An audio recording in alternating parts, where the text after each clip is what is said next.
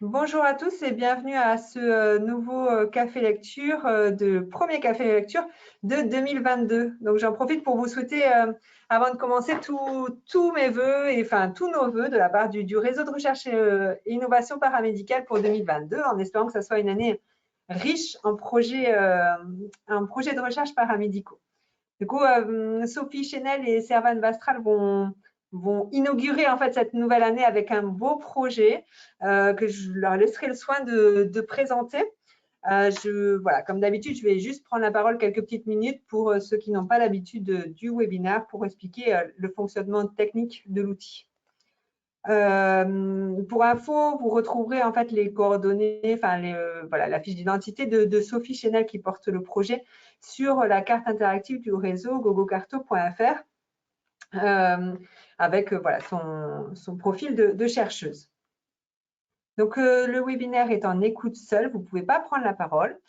Par contre, vous avez la possibilité de poser des questions dans la boîte à outils questions et je relayerai ces questions à la fin de l'intervention de Sophie et Servan. Voilà, le webinaire est enregistré, il sera disponible sur YouTube. Il sera aussi disponible sur le blog du réseau larechercheparamédicale.fr dans les jours à venir. Et pour cela, en fait, il y a un document d'autorisation du webinaire, c'est-à-dire que si vous prenez la parole, enfin, si vous relayez des questions, vous nous donnez autorisation d'enregistrement de vos noms, prénoms, fonctions et toute autre donnée que vous communiquez.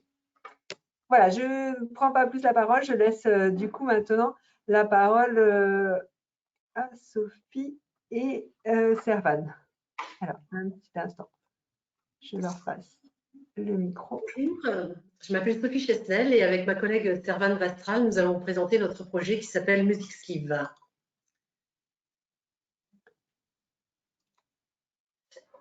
Donc, mon cursus, je suis infirmière depuis 34 ans et infirmière anesthésiste depuis 29 ans.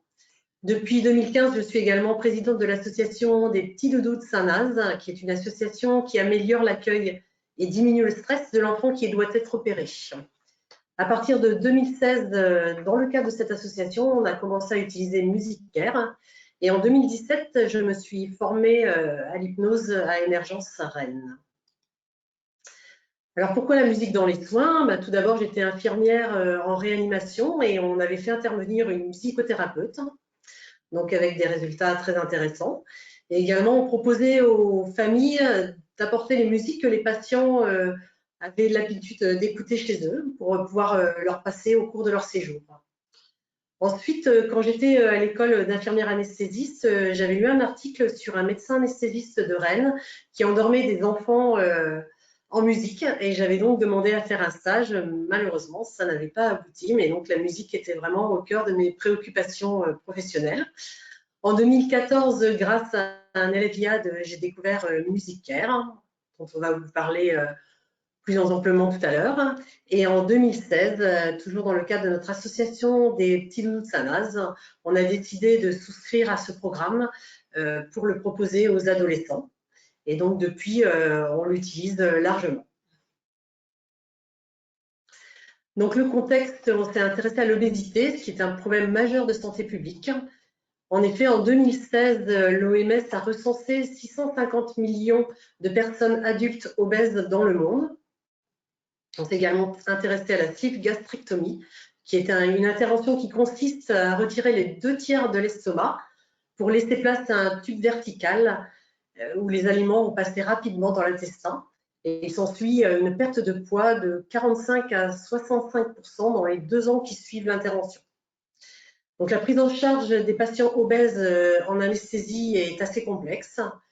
La mortalité périopératoire est élevée, les complications post-opératoires fréquentes. Donc, en fait, à plusieurs reprises, j'ai pu constater en passant en salle de réveil que les infirmières étaient en difficulté souvent dans la prise en charge post-opératoire de ces patients obèses qui étaient particulièrement algiques malgré l'utilisation d'antalgiques de niveau 3 et de coanalgésie, avec pour conséquence un temps de passage allongé en salle de réveil. Du coup, je me suis demandé si l'intervention d'un facteur lié au stress pouvait majorer la douleur.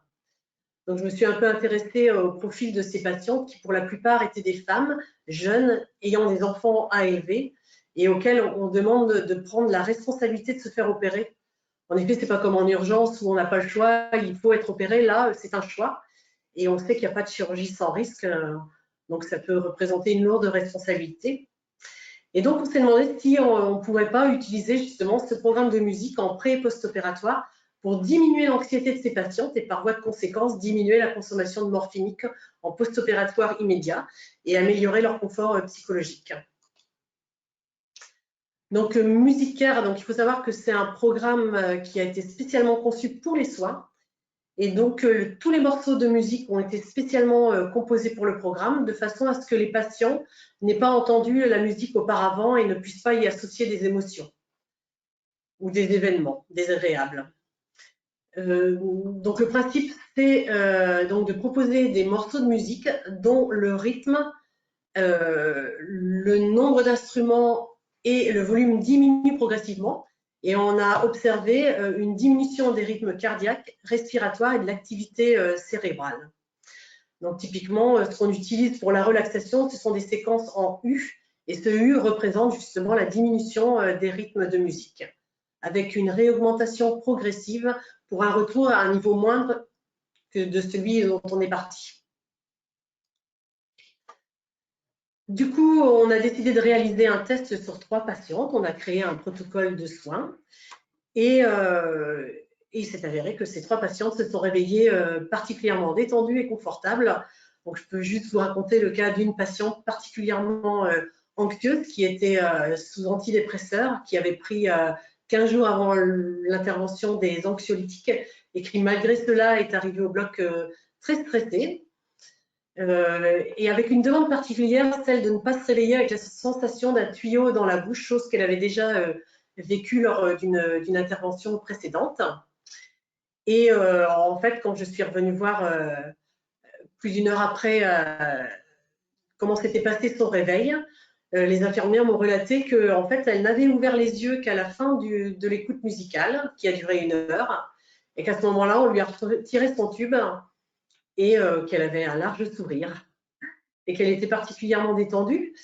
Du coup, en fait, on peut supposer que le fait d'écouter de la musique, on focalise l'attention du patient sur l'écoute et qu'il fait un peu abstraction de tout ce qui se passe dans son corps à ce moment-là.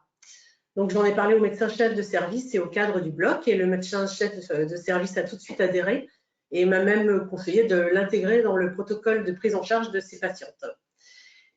Voilà ce que je me suis dit, mais comment faire adhérer mes collègues? Est-ce que tout le monde va être partant pour ce protocole de soins nouveau et pour une modification de notre organisation? Donc au départ, je pensais faire une petite étude comme ça de 20 patientes et en fait, je ne savais pas que l'URC existait et donc on m'a parlé de l'URC que j'ai contacté et c'est là que j'ai rencontré Servane qui va vous expliquer comment ça s'est passé. Bonjour, du coup, Servane Bastral, je suis l'infirmière de recherche à l'hôpital de Saint-Nazaire. Donc effectivement, Sophie est venue nous voir début 2019 pour nous parler un petit peu de son projet et enfin de ses idées et on a décidé de la suivre et de l'accompagner dans un projet de recherche. Donc déjà, la première chose qui a été réalisée, c'est la revue de la littérature scientifique dans le but de connaître l'état des sciences sur le sujet envisagé, d'éviter les redondances et puis de pouvoir comparer les résultats qui ont déjà été obtenus par certaines études. Alors c'est un travail c'est le premier travail à faire, c'est un travail qui est un peu long ou très long, un peu fastidieux parce que la plupart des articles sont en anglais, mais voilà, c'est par là qu'on commence pour bien délimiter le sujet. Ensuite, on a rédigé un rationnel, donc on a posé le contexte scientifique en appui avec la revue littéraire, présenter l'intérêt scientifique de l'étude et d'imaginer et de décrire l'hypothèse. Il a fallu aussi définir les objectifs et les critères d'évaluation et puis les critères d'éligibilité des patients à recruter. On a contacté un biostatisticien afin de déterminer le nombre de sujets nécessaires dans l'étude qu'on envisageait. on s'est attelé à la rédaction, alors d'abord des lettres d'intention, enfin d'une et plusieurs, vous allez voir dans notre parcours, lettres d'intention, et puis après de faire une première rédaction de protocole de recherche pour pouvoir le faire relire déjà à nos relecteurs en interne. Donc voilà, bien sûr le protocole est toujours à retravailler, mais on avait déjà écrit quelque chose. Et il a fallu aussi s'atteler à la recherche de centres associés qui seraient d'accord pour s'associer à notre projet. Donc le projet en tant que tel, il s'appelle MusicSieve. C'est l'intérêt d'une intervention musicale sur la douleur post-opératoire en chirurgie de sleeve gastrectomie chez les patients obèses. Donc on est parti de l'hypothèse, on émet l'hypothèse que la musique comme support de soins en pré- et post-opératoire de sleeve gastrectomie permettrait de diminuer la douleur en post-opératoire, avec comme objectif principal de comparer la douleur post-opératoire d'une chirurgie sleeve gastrectomie chez les patients obèses entre un groupe de patients bénéficiant de séances d'intervention musicale et un groupe contrôle qui aurait la prise en charge périopératoire habituelle de chaque centre, sans modifier les prises en charge périopératoires et les schémas anesthésiques propres à chaque centre.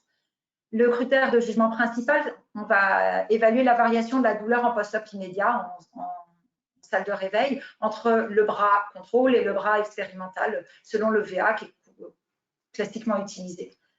Donc, dans la conception de la recherche, il a été établi qu'il fallait 286 patients pour la totalité de la recherche pour que ça soit pertinent, donc 183 patients dans chaque bras. On imagine une étude multicentrique nationale randomisée en 2 bras parallèles, ouverte et prospective. On a déjà établi le flowchart, enfin le schéma de l'étude. Je ne vais pas tout détailler là, mais vous pourrez tout à fait revenir vers nous si vous voulez des informations sur l'étude et participer, vous associer à notre projet. Je vais laisser la parole à Sophie pour vous expliquer un petit peu notre parcours jusqu'à aujourd'hui.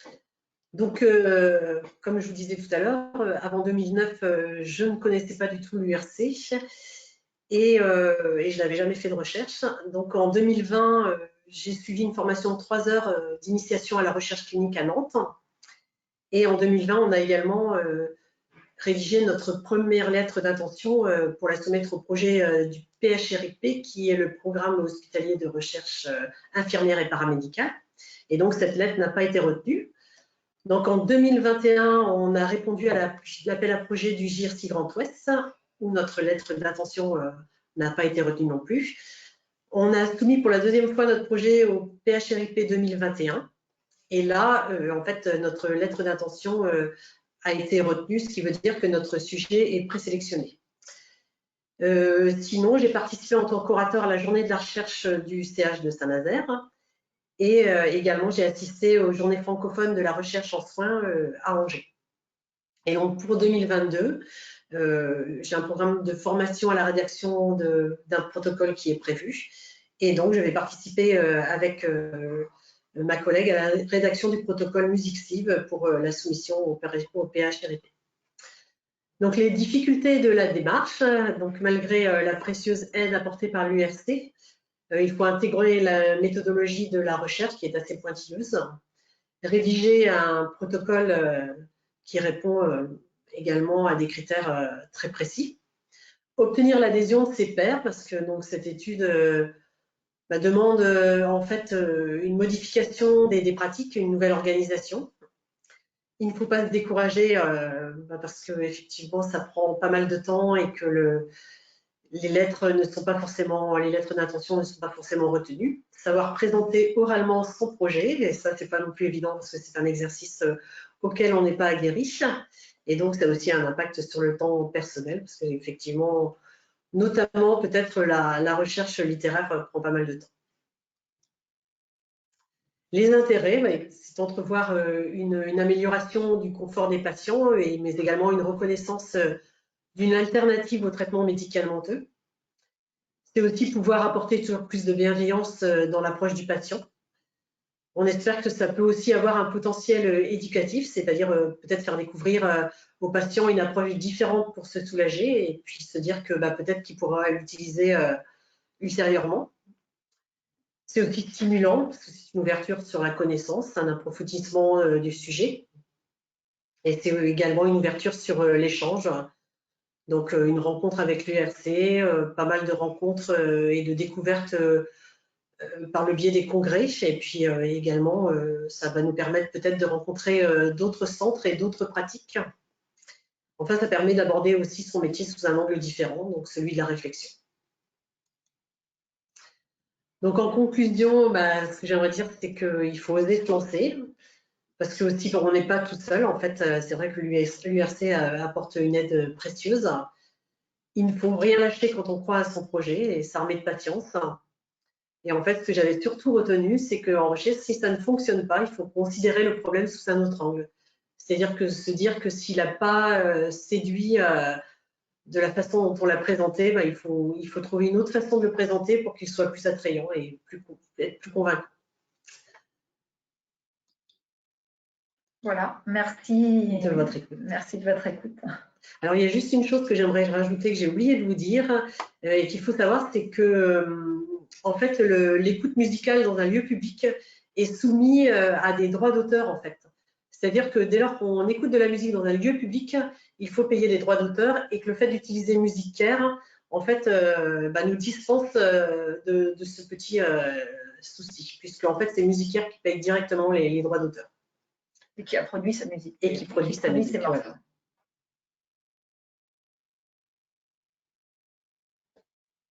Ok, merci. Merci à toutes les deux pour cette présentation. En fait, vous concluez sur une question que je voulais vous poser, mais déjà, je vais laisser en fait le temps à chacun de poser des petites questions. Donc, n'hésitez pas à poser vos questions dans l'onglet des questions pour que je puisse les retransmettre en fait par oral. Effectivement, en fait, moi, je me posais des questions sur MusiqueCare, en fait, parce que du coup, vous présentez un sujet sur la musique sans cibler, en fait, MusiqueCare, mais au final, en fin de compte, ce que vous allez démontrer, en fait, sur cet effet de diminution de la douleur, il est quand même lié à MusiqueCare, en fait, au programme. Si c'était une autre type de musique, on n'aurait peut-être pas le même type de résultat. Comment est-ce que vous faites la différence, en fait? Est-ce que vraiment vous prouvez des résultats par rapport à ce programme-là, en fait, ce programme privé, du coup, de MusiqueCare, ou est-ce que vous pouvez conclure de façon générale? Alors, en fait, on avait trouvé une étude dans un contexte différent, mais qui montrait que MusiqueCare permettait d'obtenir des résultats plus importants à hauteur de 30% par rapport à une musique lambda, en fait. Et donc, comme c'est aussi le programme qu'on utilise et qu'on a l'habitude d'utiliser et donc qui est très efficace, c'est pour ça qu'on l'a choisi pour l'étude. Et ça permet de cadrer et d'harmoniser en fait l'utilisation de la même écoute musicale dans tous les sens, ce qui est hyper important en recherche pour que ça soit, pour qu'on ait des vraies preuves comparables, scientifiquement comparables. Ça nous permet d'utiliser toute la même écoute musicale alors, bien sûr, dans le programme MusiqueCare, c'est le patient qui choisit la musique en fonction de l'affinité qu'il en a. Mais il ne choisit pas des morceaux qu'il aime écouter, Johnny Hallyday, Queen, enfin, voilà. Il ne choisit pas ses morceaux, mais il choisit son affinité avec le thème musical. Donc, il y a déjà quand même une sensibilité pour le patient. Mais voilà, ça permet aussi de cadrer l'écoute musicale et de ne pas laisser toute écoute musicale possible où on ne pourrait pas tout canaliser et tout comparer, en fait. Alors, ça me renvoie aussi vers le cas d'une patiente donc, à qui j'avais proposé MusiqueCare. C'était à la maternité et en fait, son mari a éclaté de rire parce qu'elle m'a dit ah, mais elle déteste la musique. Et en fait, je lui ai dit écoutez, c'est comme vous voulez. Moi, ce que je peux vous dire, c'est que la musique agit en fait, même si on n'est pas sensible à la musique. En fait, elle a une action sur les patients et donc je lui ai dit écoutez, vous pouvez au moins peut-être essayer si vous en avez envie. Et voir quoi. Et en fait, quand je suis repassée 1 heure après pour retirer l'appareil d'écoute, en fait, elle m'a dit non, laissez-moi-le, finalement c'est bien. Donc, même sur des patients qui n'aiment pas a priori la musique, en fait, elle avait apprécié de pouvoir l'utiliser. Ouais. Du coup, je reviens sur la question en fait de Musicaire justement. En fait, je me disais, bah, vous testez en fait un logiciel, comme vous le dites, hein, comme vous le décrivez, qui est standardisé, qui permet le contrôle. Et la question que je me posais, c'est du coup la conclusion, parce que sur le titre de votre étude, en fait, c'est intervention musicale sans préciser Musicaire. Pourquoi ne pas avoir précisé Musicaire? Parce que finalement, vous allez conclure sur Musicaire plus que sur la musique en général. C'était Alors, plus en fait. nous, dans notre rationnel et alors là, c'était vraiment très succinct, hein, on vous a mis le titre et notre hypothèse, mais dans le rationnel, bien sûr, on est transparent depuis le début en évoquant le fait qu'on utilisera ce programme-là, qu'on fournira aux centres associés qui s'associeront à notre projet pour justement utiliser que ce programme-là. Après, comme disait Sophie tout à l'heure, on a aussi de par la littérature, une preuve comme quoi Musicaire est supérieure à une écoute musicale standard. Et effectivement, nous, on a opté pour ce logiciel-là parce qu'on a l'habitude de l'utiliser à Saint-Nazaire et qu'on croit, on croit déjà en ce logiciel parce qu'on a l'habitude de l'utiliser. Tout à fait. Bon, voilà, Et dans le bras contrôle, alors justement pour revenir sur l'étude un petit peu, dans le bras contrôle, le but, alors on laissera toute la prise en charge périopératoire habituelle, mais par contre, on imposera que dans ce bras contrôle, il n'y ait pas une utilisation d'écoute musicale autre, enfin, une écoute musicale pour quelle qu'elle soit. Tout à fait. Ouais. Ok, oui. Bah, du coup, en fait, l'idée dans ma question, c'était de rebondir, en fait, quand on fait de la sur de la méthodologie plus générale par rapport aux autres projets que vous pouvez avoir, en fait, au niveau des écoutes. C'est vrai que c'est intéressant, en fait, d'utiliser Musicaire parce que c'est quelque chose qui a été standardisé, comme vous le disiez, des résultats déjà publiés, donc ça valide votre projet. C'est un peu comme quand on utilise des échelles en fait d'évaluation. Là, vous utilisez l'échelle d'évaluation de la douleur. Elle a déjà été publiée, elle a déjà été validée et ça permet de l'utiliser. Et c'est un petit peu la même idée. En fait, c'est intéressant en fait que vous partiez là-dessus parce que ça permet de standardiser effectivement l'intervention. Et puis, on le justifie, bien sûr, dans le protocole, on justifie tout à fait l'utilisation de Musicaire et les preuves scientifiques et l'utilisation qu'on en a. Ah, c'est super intéressant. Est-ce qu'il y a des questions? J'ai pas de questions pour l'instant, ça m'étonne un petit peu. Peut-être il y aura d'autres questions. Je vais être quand même. Mais...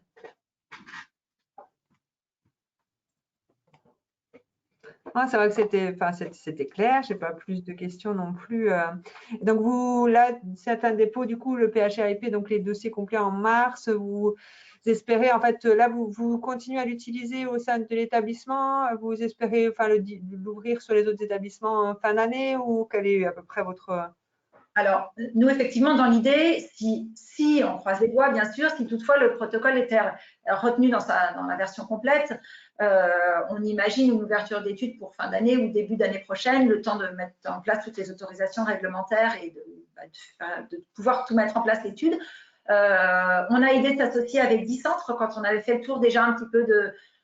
On a retenu une dizaine de centres qui pourraient s'associer à nous. Donc, on va confirmer ces centres là par le PHRIP et puis on va confirmer leur participation.